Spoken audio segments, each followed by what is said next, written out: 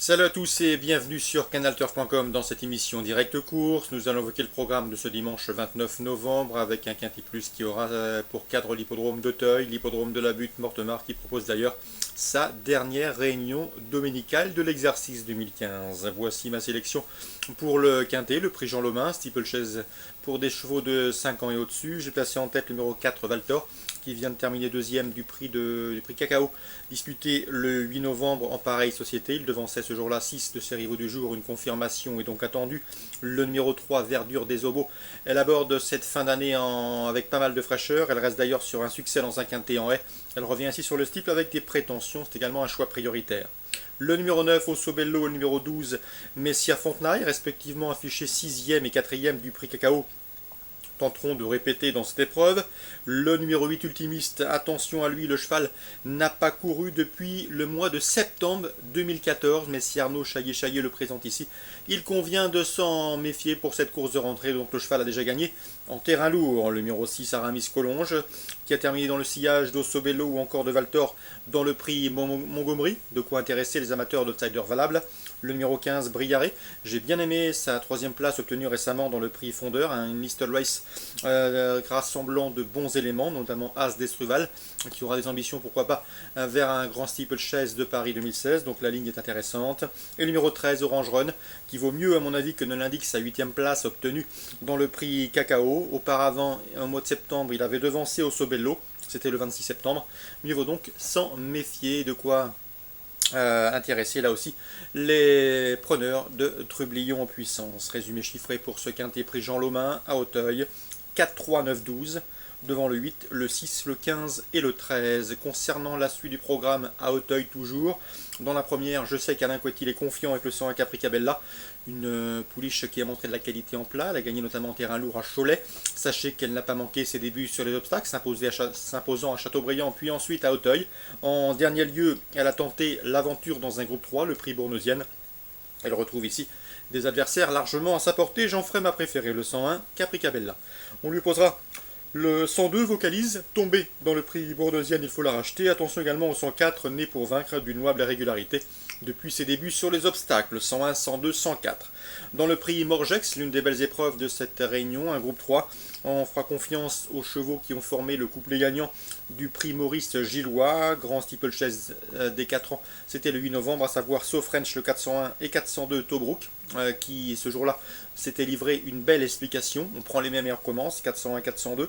Dans la 5e, le 501 Tuvu de Nouveau trouve une belle occasion de s'imposer. Tuvu de Nouveau a été une adepte du terrain lourd. Elle a remporté 2 quintés plus et pris 3 places de deuxième en 6 tentatives dans les événements justement. Sachez qu'elle est confirmée à Auteuil et qu'elle me semble en mesure de rendre victorieusement le poids à ses rivales du jour. On lui opposera le 502 Polygona, que l'on connaît bien, une adepte de la course en avant. Elle aime animer les courses auxquelles elle participe. Elle vient de prouver sa forme sur le steeple et elle revient ici en vrai avec la ferme intention de faire aussi bien, 501 et 502.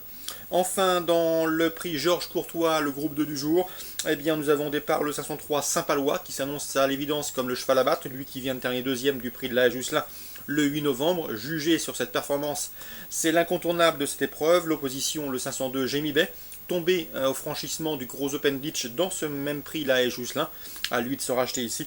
Et le 701 Vent Sombre, 5e de cette course en 2014, c'est-à-dire l'an dernier, a le droit également de briguer le podium. 703, 702 et 701, course ciblée pour Auteuil.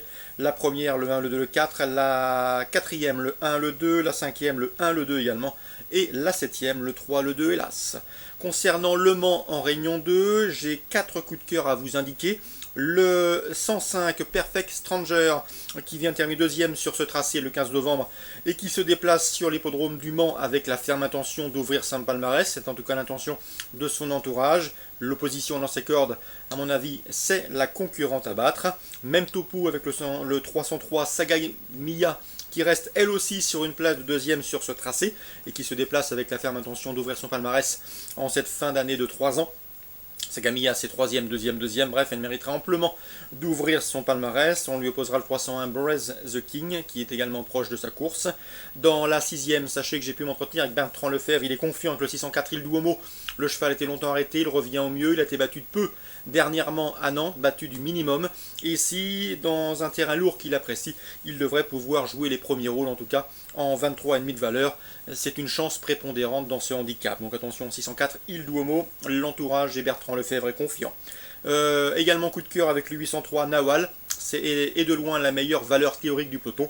Le cheval reste sur 2 échecs, mais 2 échecs au niveau des quintis plus. Ici, il retrouve une opposition largement dans ses cordes. Notez également qu'il a déjà bien fait en terrain collant, puisqu'il a gagné en terrain collant. Après donc 2 tentatives au niveau quintet à Borelli et Fontainebleau, l'occasion lui est donnée ici de renouer avec le succès. Donc les coups de cœur pour Le Mans en Réunion 2, le 105 Perfect Stranger, le 303 Sagamia, le 604 Île Duomo et le 803 Nawal. Concernant Agen en Réunion 3, dans la deuxième, Stéphane Prioul nous avait dit du bien la dernière fois du 208 Kolovlikat, elle a répondu présente en prenant une bonne deuxième place comme il l'attendait. Il en attend une confirmation, c'est une bonne droitière, elle est pratique, elle est maniable. C'est comme je vous le disais une excellente droitière, malgré son numéro 8 peu enviable derrière la voiture. Elle devrait une nouvelle fois faire l'arrivée, sa place est sur le podium.